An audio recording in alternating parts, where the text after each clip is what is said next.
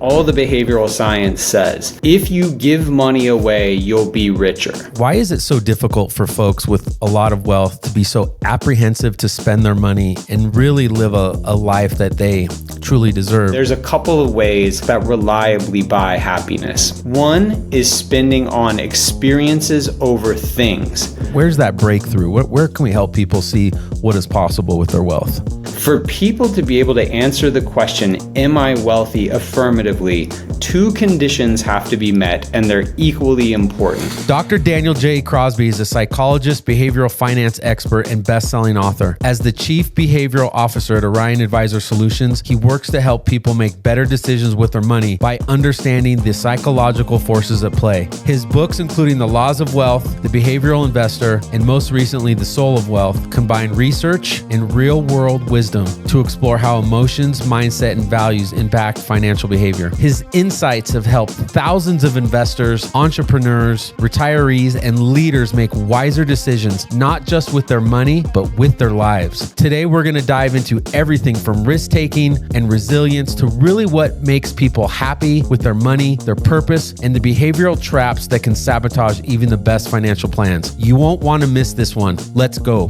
Dr. Crosby. Now, should I say Dr. Crosby or just call you Daniel? What do you prefer?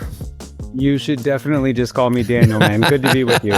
Good to be with you, man. I know you've been traveling, spending time with the family. Really appreciate your time. So we're just going to, kind of jump into it.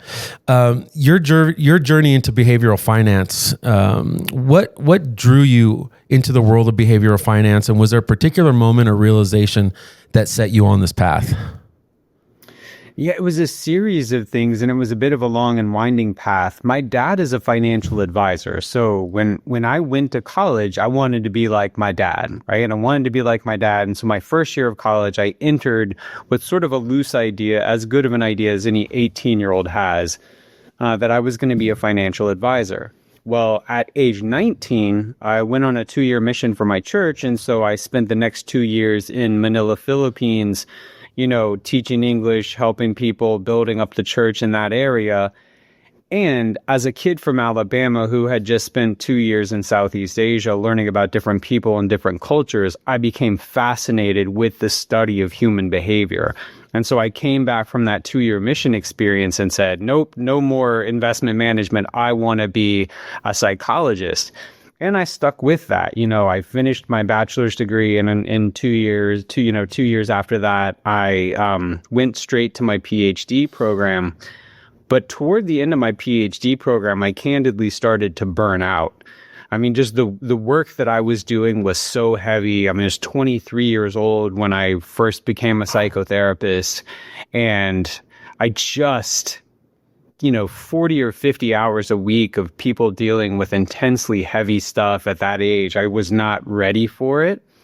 And I started to burn out in a real way. And so I came back to my dad and said, look, I still love studying human behavior, and I want to help people. Those are sort of the two truths that I know. I love studying the human behavior, and I want to help people.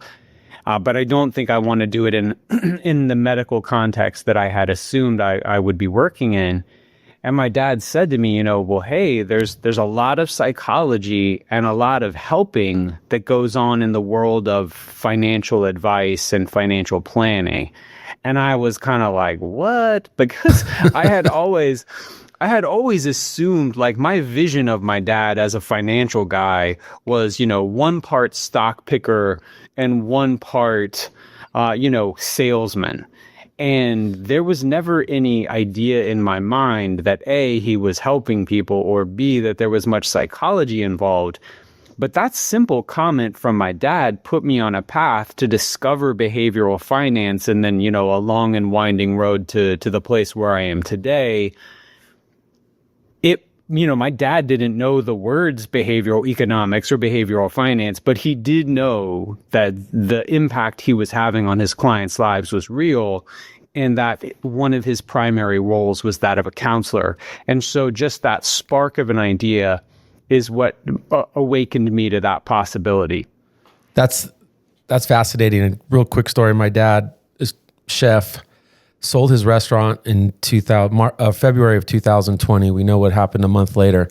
I was actually going to culinary school And then I decided, I don't want to come home and smell like crab cakes and miss time with my family, because my dad was never home, but he worked really hard. And then that's my experience through my father led me to be a financial advisor. So that's really interesting that your dad was a role model for you. And then, but he still steered you to be in the industry, but with a little bit different outcome. That's really cool. Thanks for sharing that. I want to talk about the happiness myth for a second. We've all heard the phrase money can buy happiness. Americans in particular seem to be in constant chase for money, status stuff. You go to Instagram, we're always comparing ourselves to other people. Based on your research, do we have that wrong, that money buys happiness? Well, the name of my chapter in The Soul of Wealth that discussed this is money can kind of sort of buy happiness sometimes if you spend it right. So, that's sort of what the research says. So let me break that down a little bit. First of all, we know definitively that low levels of wealth buy misery. We know that at low levels of wealth, you can't eat healthy food. You live in a neighborhood where you hear gunshots and sirens at night. You can't afford health insurance. You can't sleep in a warm place. Like all of these things, these physical pains that come along with low levels of wealth reliably buy misery. So there is some truth to the fact we see very consistently that as you move from sort of like low to moderate levels of income, there is a precipitous rise in happiness. Once we get past that point, though, it gets a little more nuanced once we get past those low levels of wealth. For 30% of people, wealth doesn't even really start to accelerate, happiness doesn't even really start to accelerate until they reach, say, $100,000 in income.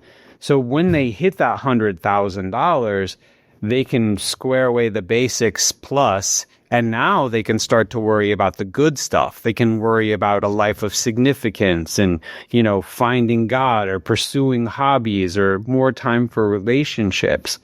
But we also find that for 15% of people, happiness just really flatlines because they have a different problem. Maybe they have some sort of organic mental illness. Maybe they have something tough going on in their life that they need to get sorted. And then for the rest of us, we see that it depends on how we spend and save and invest that money. So there's a couple of ways that reliably buy happiness. One is spending on experiences over things. If I buy a thing today, whether it's a car or a guitar or a book or, whatever, in general, the way of the world is that entropy and decay and time make that thing worse. The car gets dinged in the Target parking lot. You get rear-ended in Atlanta traffic or Denver traffic. The paint starts to chip. Just that thing that you've purchased gets worse. The experience you have, you and I are about to we're going on a couple of cool trips coming up. And the experiences that you have, though, we engage in something as a human race called rosy retrospection. So as we look back and re-experience those things, they get better with time. Memories get better with time.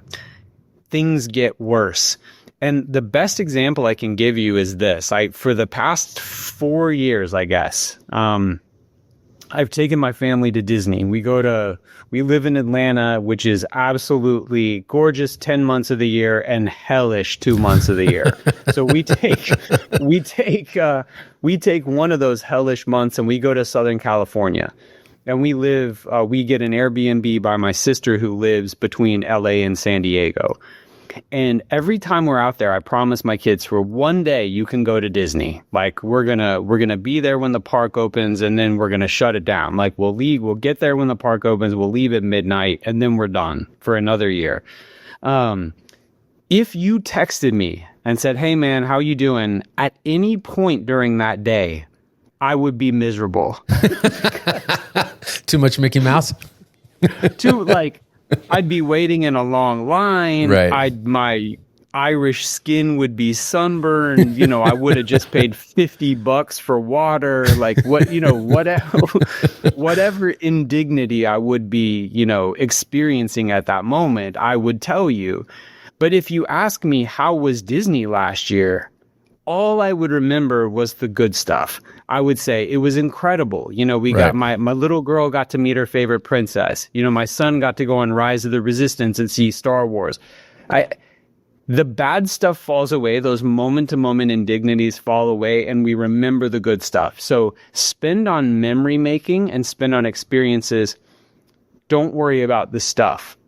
The other thing that we know, giving money away is huge. We could talk about that in much greater depth, but giving money away, being charitable, lifting up others is huge for happiness, as is getting out of work that you hate. Once you reach a certain income level, if you can, whatever your hated task is, like for me, I don't mind laundry. I don't mind dishes. I actually love cooking. But mowing the lawn is just, like in August in Georgia, no, sir, So like the money that I pay to some high school kid to sweat it out in my yard is some of the best money I ever spend. That buys me an immense amount of happiness. Now I'll clean my own house. I'll make my own food. But man, I'm definitely never going to mow my lawn again, God willing. So finding that thing that you really hate that really diminishes your happiness or your quality of life and paying someone to do it is another huge way to buy happiness. So if you're the high school person that's mowing your lawns listening to this, he's like, I want to charge double in a couple months because it's buys you a lot of happiness. Listen, man, there's a lot of high school kids. You have a lot of supply. I got a lot of supply of high school kids. So I guess the real question is because I grew up in Northern California. So, I grew up, my dad worked blue collar. So our only vacations were to Disneyland. We'd do a road trip. My aunt actually lived in Newport Beach. So I guess the real question is about Disneyland is, did you find the secret bar that you can stay up at that's, I guess, exclusive in Disneyland? Have you been in that bar? Have you heard of it? The bar? No, I don't drink. So I have never found the bar. I have no Disney insider information and I don't drink. So okay. I'm not privy to this bar. Yeah. Sorry, folks. I thought I was going to get you the secret answer if this bar actually existed. I guess it might be a myth. You mentioned something that I want to touch upon that I'm curious about. Charitably inclined. One of the things that I noticed, I've been a financial advisor for 26 years, post-COVID, our clients now are more, we lead with, because we work with high net worth clients, and we lead with charitable strategies, and we're seeing a bigger percentage of our clients want to be charitably inclined. Can you dive a little bit deeper on that and why that brings, or from the research, why that brings so much happiness to people now? Yeah. So one of the things that was important to me when I was writing this book was I wanted the ideas to be evergreen, because this is a book on money and meaning. This isn't a book on, stock picking strategies or something that's gonna change, from decade to decade. I thought this book, you could pick this book up in 100 years and all the results should still stand. And so I looked for ideas that had agreement between every faith tradition, philosophical tradition, as well as all the empirical research. And one thing that we see, every philosophy, every religion, and all the behavioral science says, if you give money away, you'll be richer. And that is a weird thing because the math ain't mathin', right? Like it doesn't make sense that you would give of your own substance, that you would give money away and that would make you feel richer. And yet we see in every corner of the earth, it does. And so let's talk about that a little bit. First off, we know that there's something deeply human about this. There's something deeply human about this impulse because we see it in children as young as 2. Children as young as 2 have a dramatic boost in happiness when they're generous, but they have to meet one condition. And the condition is that it has to be costly giving. What do I mean by costly giving? Costly giving means it has to hurt a little bit. It has to cost you something. My little girl just turned 9. If she has a friend over, if she has a play date over, and, my kid has a candy bar and her friend who's over wants some of that candy bar, I could bring out a second candy bar and give it to her playmate, but that's not going to make my daughter feel any better. The thing that my daughter has to do, she got to break that candy bar in half and share of her own, her own substance again, and give that to her friend. That's how you feel better.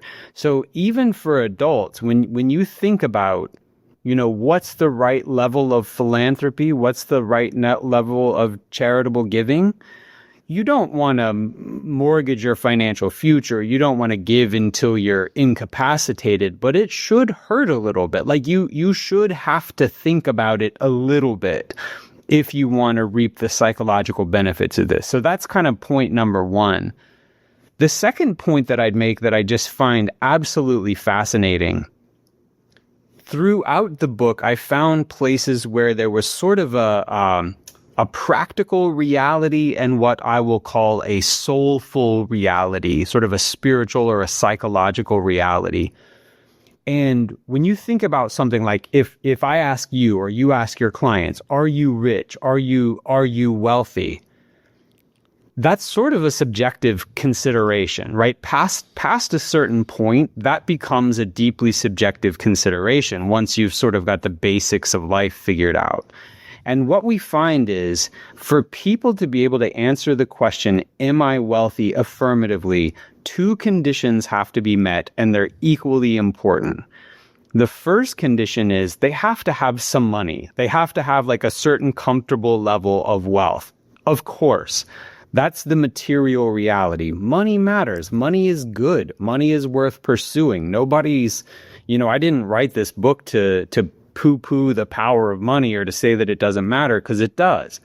So you need like a certain level of wealth, but after that, you have to be generous with that wealth. So what you see is people at the 95th, 98th, 99th percentile for wealth in this country, the richest country in the history of the world.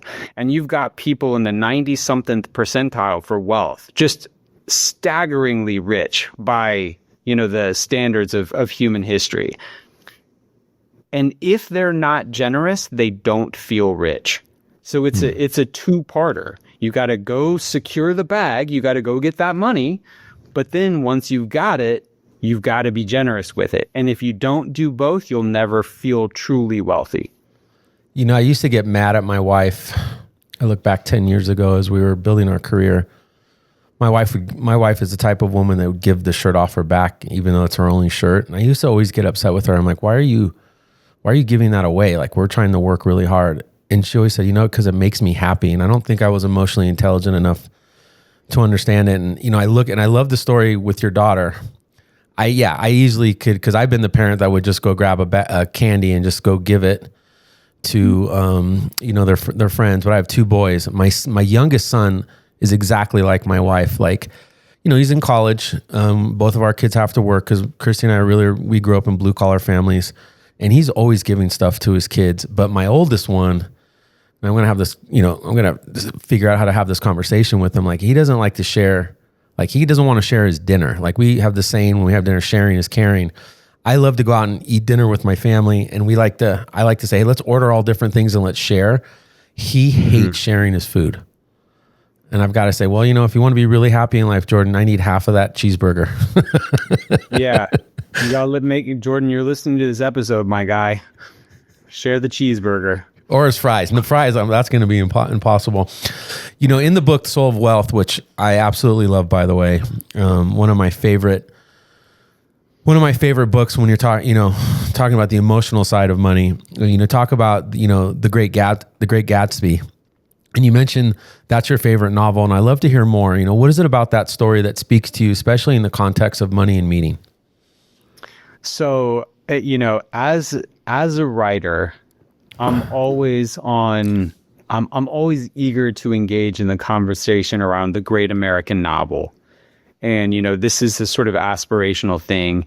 And nobody's ever going to know definitively what that is. But The Great Gatsby is certainly in the conversation. To Kill a Mockingbird, out of my home state of Alabama, is certainly in the conversation too. And what Gatsby does so well is show the hollowness of the pursuit of wealth without soul. When this country was founded, We're coming up on we're now in our 250th year. We'll have our 250th anniversary next 4th of July. So 250 years ago, when this country was founded, 85% of the world was living in poverty. That is not that long ago. That is so not that long ago. In the grand timeline of human history, 250 years ago is a blink of an eye. And 85% of the world was living on what today is $2 or less a day. Wow. Today, we've got about 8.5% of the world living in extreme poverty, which is still too many folks. But the explosion of the middle class, the explosion of wealth in the time that America has been around is just staggering. It is a modern marvel, a modern miracle. And yet, if we look at the well-being of the populace over that time, we are more disconnected. We are more sad, more lonely, more suicidal. Choose your metric. And what Gatsby shows is the hollowness of the pursuit of wealth without the attendant soul, without the purpose that goes alongside of it. And I think for many of that 250 years, like the West, the Americans have been guilty of that. And the thing about a story is it's sort of a Trojan horse for truth, right? A story like The Great Gatsby is such an engaging read that you're learning something that's being sort of smuggled in. You're learning this deep lesson about life, and it's sort of being smuggled in through this vehicle of a great narrative. So that's why I love The Great Gatsby. $2 or less, and here I am drinking a $5.95. $5, almost a $6 cappuccino. I should just put this to the side. I was sitting here watching you drink your drink, and I'm like, you know what? That drink costs more than the protein drink I had before I got on this show cost more than the $2. I'm just going to put this to the side now. Wow, that's incredible, man. I mean, that's fascinating. That's just really interesting. We're sadder.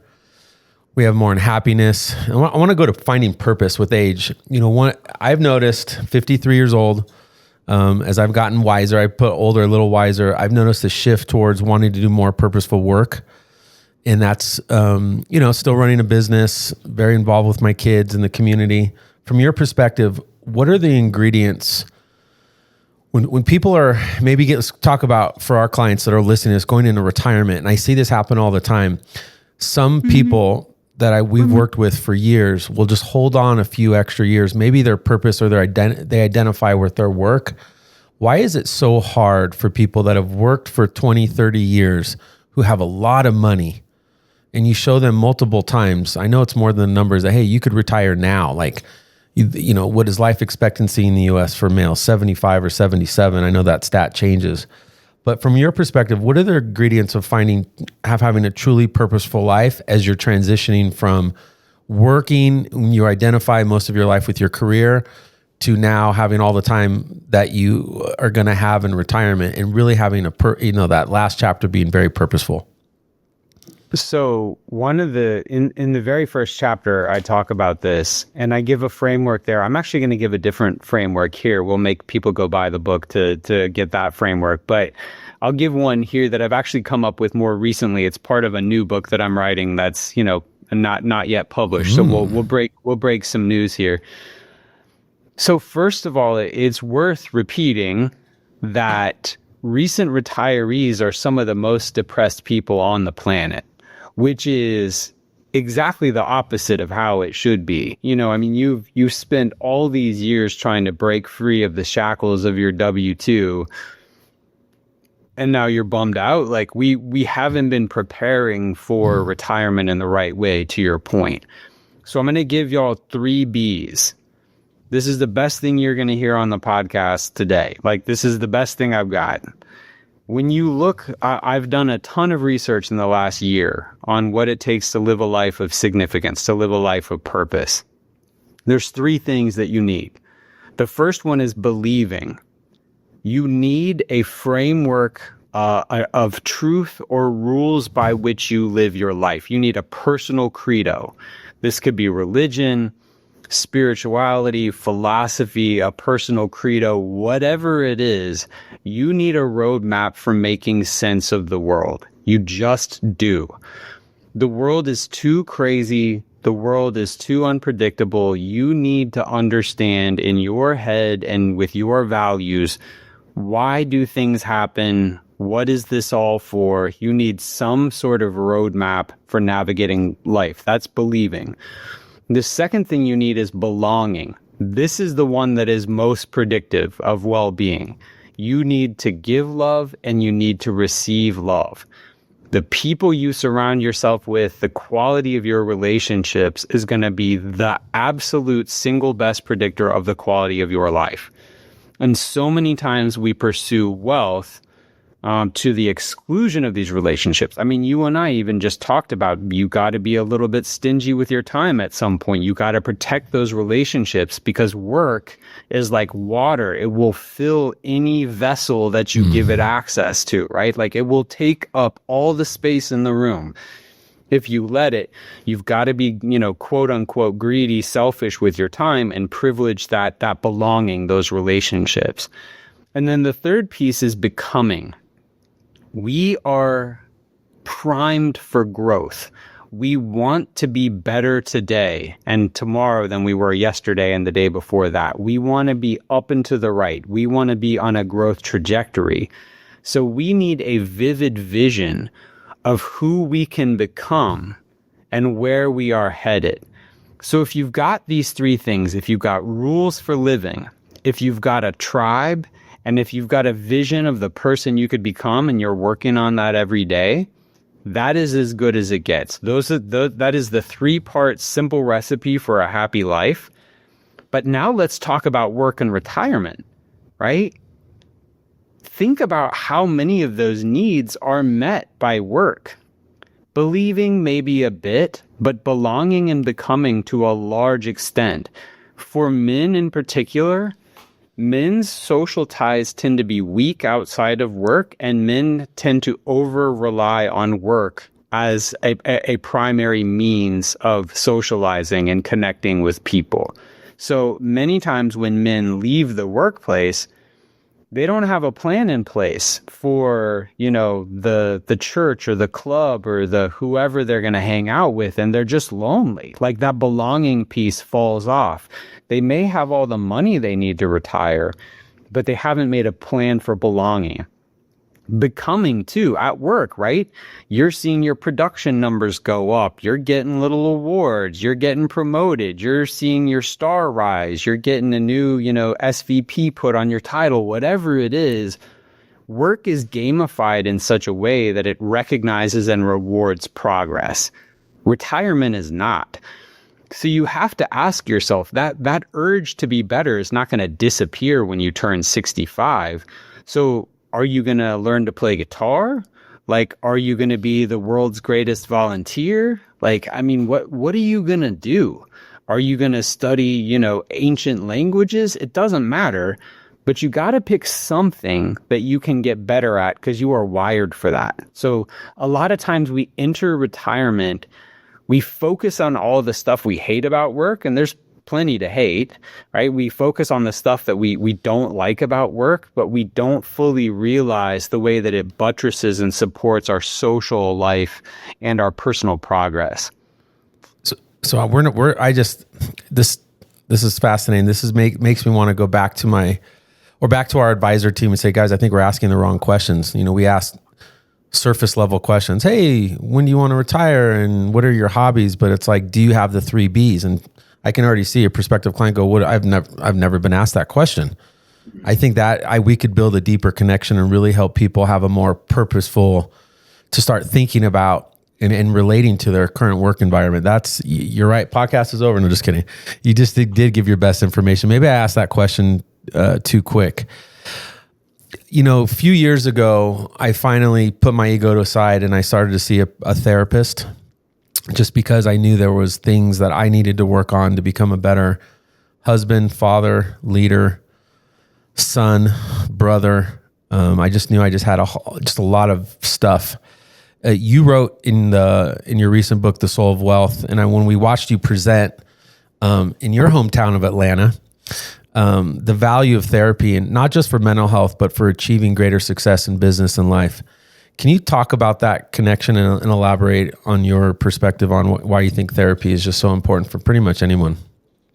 Yeah. So the chapter that it's from, excuse me, the chapter that piece is taken from, it was drawn from a very particular place. And I don't know if you experienced this, but for me, I get a little bit cheeky with it sometimes. Like if I'm sitting next to someone, I'm often on airplanes. And if I'm sitting next to someone on an airplane and they ask me what I can, what I do, I really have some options. Like I'm a clinical psychologist, that's true. So I could tell them I'm a psychologist and they could bend my ear about their childhood trauma for the next couple of hours, right?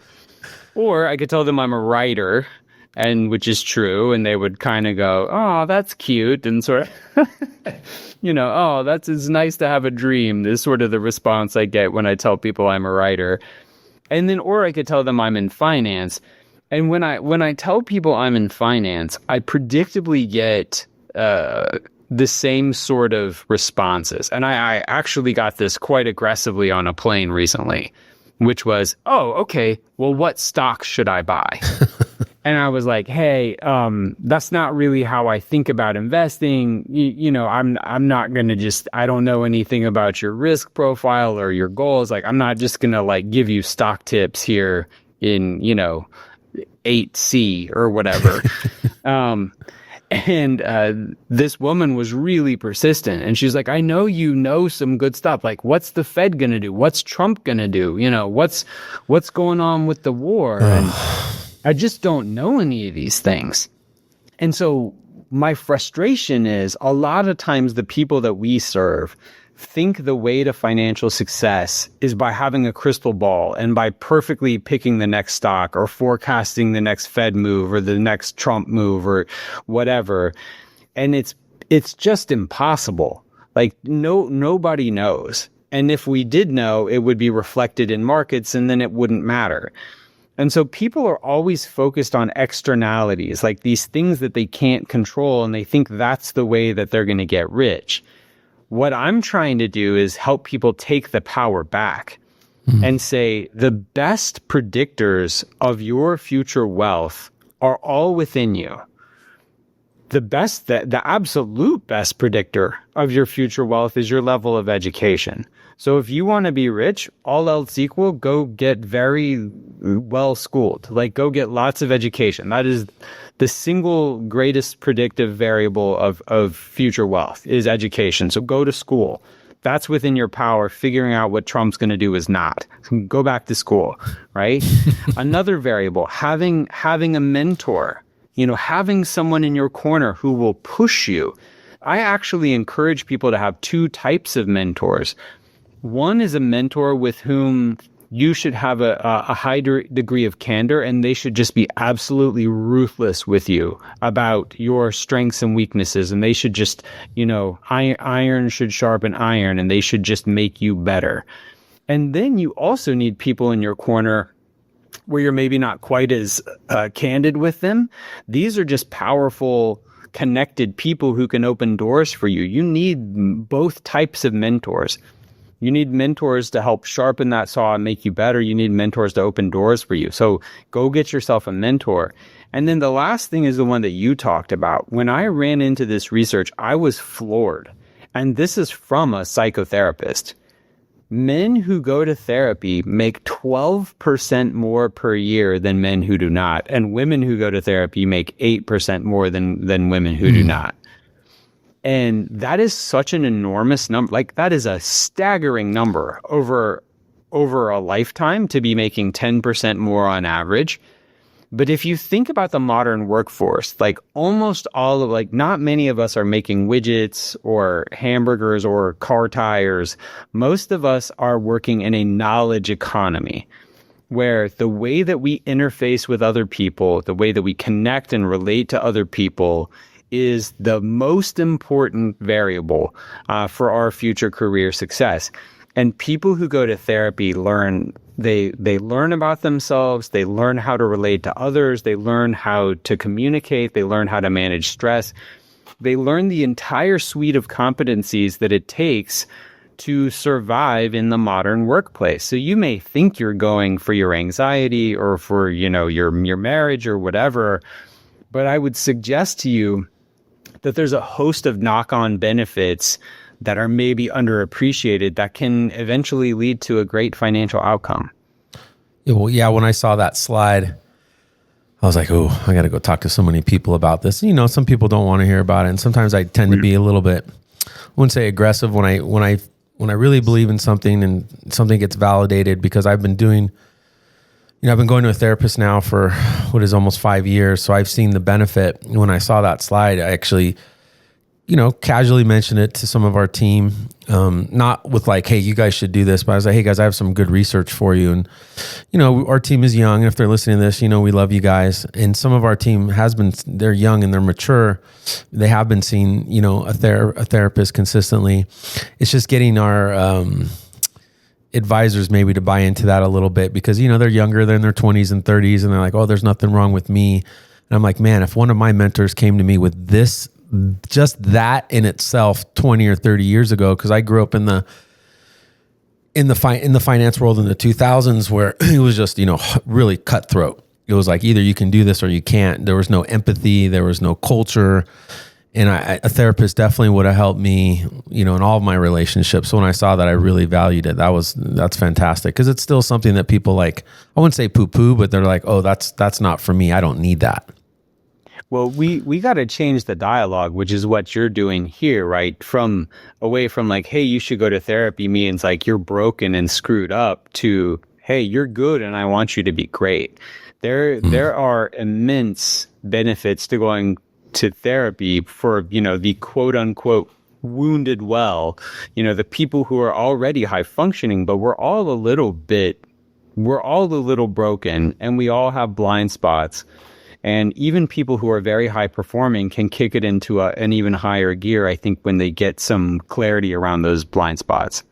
Yeah, some of the greatest athletes in the world have sports therapists. I mean, let's just follow the research.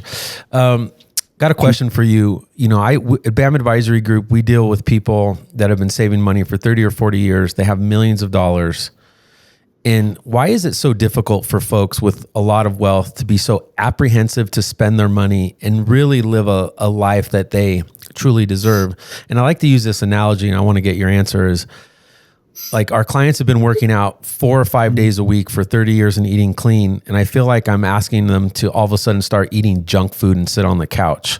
Why are they so apprehensive? Like, their goals are, hey, I don't want to leave all this money behind.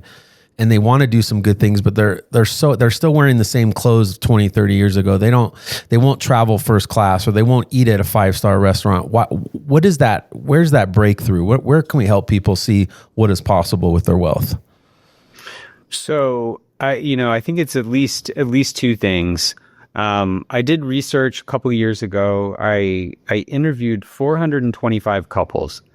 And I asked them, what do you, it was a little more elegant than this, but effectively, what do you fight about when you fight about money?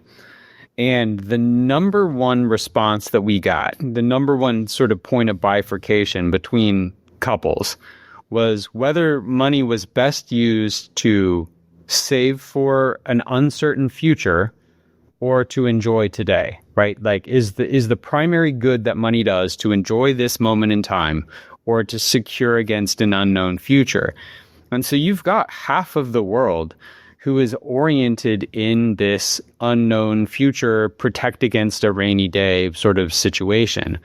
And that is very central to who they are. We found that people had really deeply ingrained values around these things, and they very harshly judged the people in the other camp, right? So the people who were in the enjoy today camp would look at the save for tomorrow camp and go, wow, they are lame. Like, they are no fun. They are no fun to hang out with. They are like a little rain cloud. They are no fun. And then conversely, the people in the save for the future, camp would look at the spend today camp and go, wow, they're irresponsible and they're shallow and they're small-minded. And so people are very dug in to where they sit, and the truth is somewhere in the middle. The truth is that, yeah, there is some amount of enjoying today that we need to do, and there is some amount of securing it against an uncertain future that we need to do. So, habits die hard, I think, is one thing. When you've been in kind of like on position for 30 or 40 years, like you said, which is kind of what it takes in a day and age where people live to be 100, you really do have to save for 30 or 40 years. It's hard to break those old habits, and it becomes a very part of people's identities. People have a lot wrapped up in that identity of like, I'm responsible, I'm hardworking, I'm humble, I'm thrifty.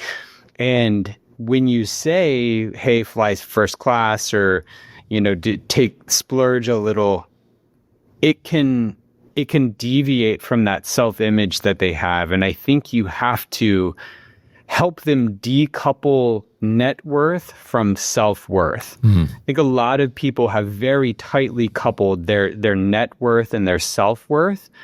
And so if you've got $10 million and you're 70 years old, you can say to them, hey, you're good now. You can start to spin that down. But they feel diminished as that number goes down. You have to help them decouple that net worth from that self-worth. The other thing that I would say is that, Stephen Covey talks about this in his big book. Sometimes you just need a yes that's bigger than the no of fear. The thing that they may not have found their yes yet. Their yes, I love flying first class. You wouldn't have to ask me twice to fly first class at all. But for someone else, that may be unimportant to them, or it may seem frivolous. Their yes may be, water in developing countries. Like their yes may be sending the grandkids to college. Like I think a lot of times when we run into that resistance, we as advisors, or we as people with our own money scripts and our own money stories, think it looks like self-care or self-indulgence or something like that. And some people are just candidly never going to get there. And so that's okay. But they still don't need to die with millions and millions in the bank. You need to help them find that yes that's bigger than the no of the fear. And it may not be a first class ticket. It may be something that doesn't speak to you or I at all. But we just need to help them find that yes.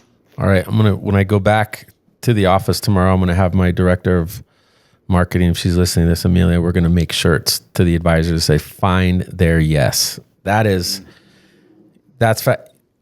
It's incredible. I was just in a meeting last week and we're actually, I didn't even know I was doing this. We're trying to find their yes. Cause we said, hey, when you travel, fly first class. When you go out and eat, go to, don't go to Outback. No offense to Outback Steakhouse. Go to, a Capitol Grill, or buy nicer clothes, or give money to your kids. We have to do a deeper job of finding their yes. In your book, The Soul of Wealth, one of your chapters was about emotions, biases, and bad decisions. Why do emotions and biases often derail people when it comes to financial decision making? And how can people better manage or protect themselves from those type of tendencies? First of all, I'm a little emotional about the disrespect of the bloomin' onion. So I feel like I just have to get I feel like I have to get that out there before we can move on. Now I have said my piece. The cheese fries slap. The bloomin' onion's incredible. Yeah, the steak's not great though. Go to Capitol Grill for the steak. That's so great. why do people get twisted by emotion? The reason is it serves us super well in many respects. In many places in life, emotion is a reliable compass to a good decision. When you are going on a date with somebody, or thinking of transacting business with someone, or thinking about taking on a business partner, if your emotions say, hey, this probably isn't a good guy or a good gal, you should listen to that, because you have lots of experience with it, with dealing with people, and your emotions around judging people tend to be often pretty good. The thing is with money, money operates 180 degrees, especially investing from where emotion resides, right? Most of what we are wired for, we're wired for immediacy. Good investing takes patience. Like we're wired for certainty and knowing. Good investing takes the acceptance of uncertainty and risk. So almost every place, right? We're wired for action. Good investing takes inaction. So almost at every turn, at every juncture, the right thing to do with your money and the emotional thing to do with your money are bad. So your body has wired you to have emotions because they help you make good decisions about whether or not to swerve in traffic or whether or not to ghost somebody on a date. And that all works.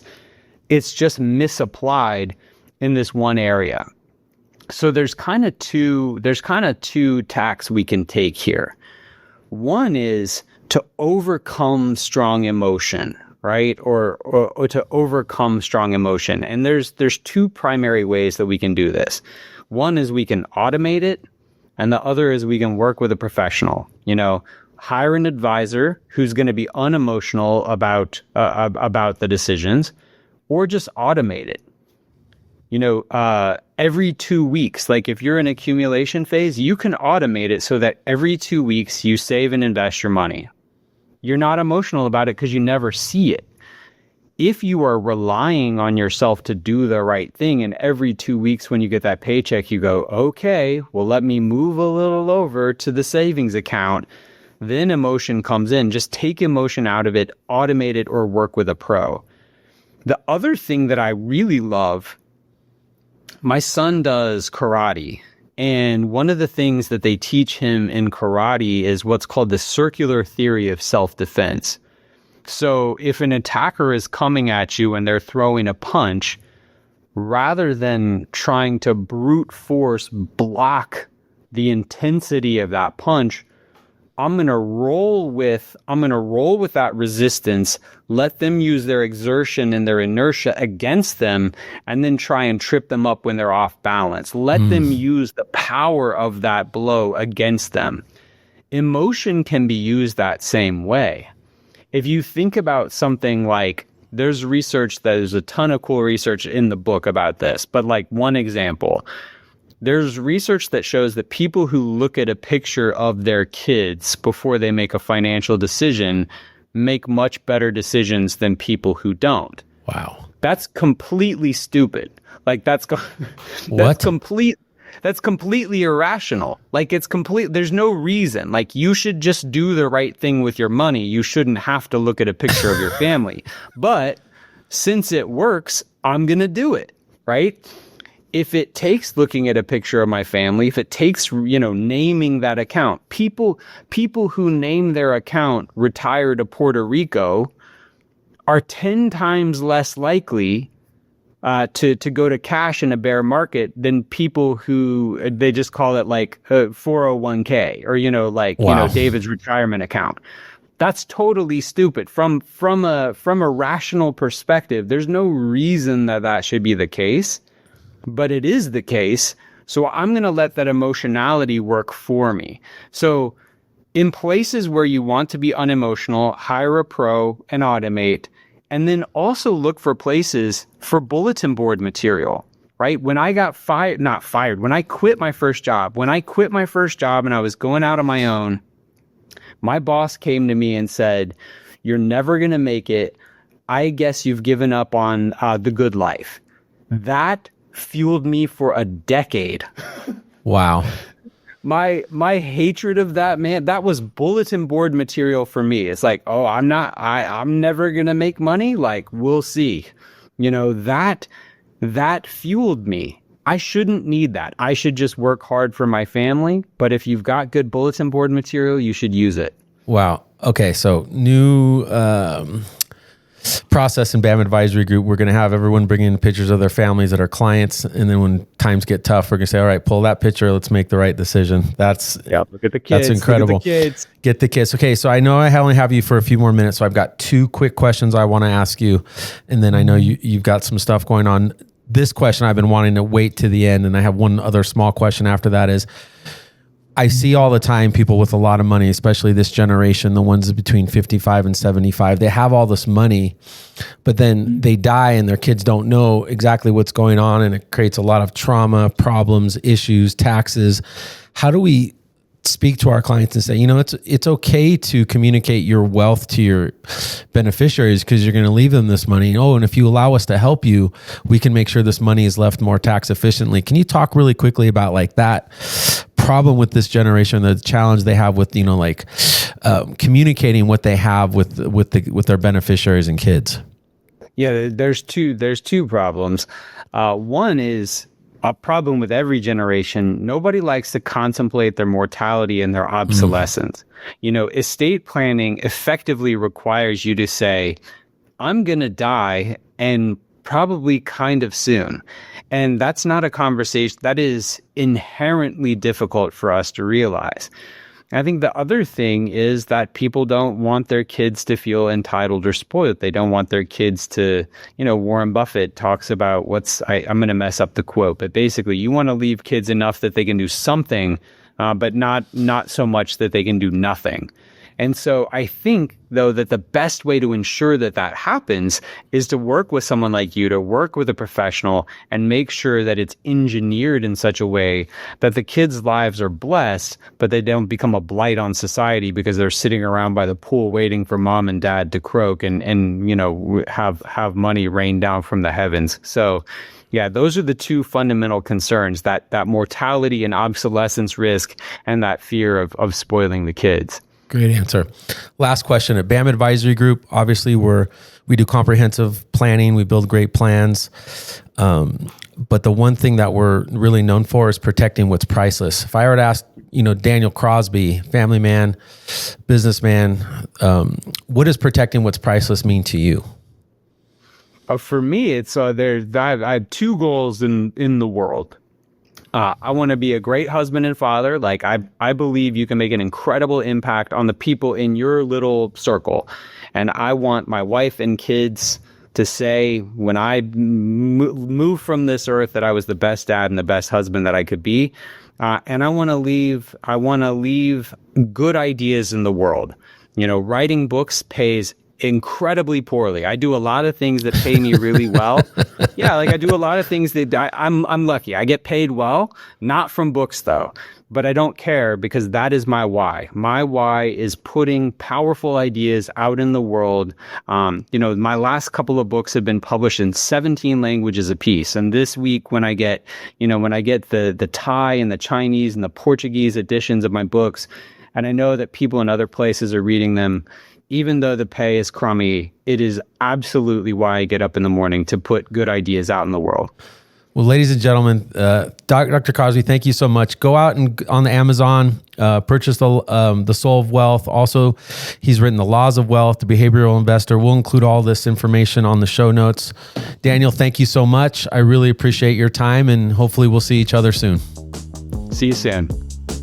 Once again, this is David Aframi, co-founder and CEO of BAM Advisory Group, also a licensed investment advisor representative. If you would like to see how we help our clients protect what's priceless, how we've helped our clients for the past 25 years, please visit our website at www.bamadvisorygroup.com and schedule a no-cost, no-obligation meeting with one of our advisors. If you're enjoying the content and you're enjoying the show, please like and subscribe. Thanks again, and we'll talk with you soon.